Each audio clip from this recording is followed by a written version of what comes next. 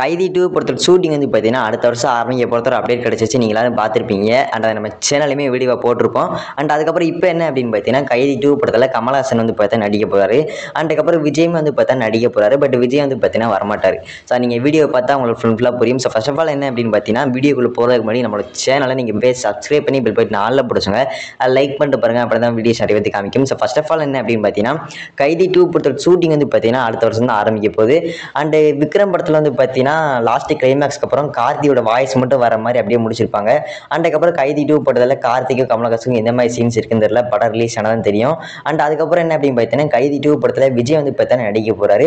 But Vijay வந்து பார்த்தீங்கன்னா வரல, அவரோட வாய்ஸ் மட்டும்தான் வந்து பார்த்தீங்கன்னா கைதி 2 படத்தில் வரப்போகுது. விக்ரம் படத்தில் வந்து பார்த்தீங்கன்னா லாஸ்ட் கிளைமேக்ஸ்க்கு அப்புறம் கார்த்தியோட வாய்ஸ் மட்டும் காமிச்சிருப்பாங்க. அண்ட் அதுக்கப்புறம் லியோ படத்துலையுமே வந்து பார்த்தீங்கன்னா லாஸ்ட் கிளைமேக்ஸ்க்கு அப்புறம் ரோலக்ஸோட வாய்ஸ் மட்டும் வந்திருக்கும்.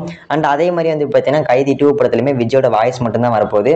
அதை வந்து பார்த்தீங்கன்னா அஃபீஷியலாக போய்ட்டு அவங்க சொல்லிடுவாங்க. அப்படி இல்லைன்னா இந்த லியோ படத்தில் வந்த மாதிரி விக்ரம் படத்தில் வந்த மாதிரியும் சஸ்பென்ஸாகவே வச்சு படத்தில் வந்து பார்த்தீங்கன்னா விஜயோட வாய்ஸ் வர மாதிரி காமிச்சிருவாங்க. அதாவது எதுவுமே சொல்லாமல் படத்தில் மட்டும் வந்து பார்த்தீங்கன்னா விஜயோட வாய்ஸ் வச்சிருவாங்க. அது வந்து பார்த்தீங்கன்னா படம் ஷூட்டிங் ஆரம்பிச்சதான் தெரியும் சொல்கிறாங்களா சொல்லியான்னு.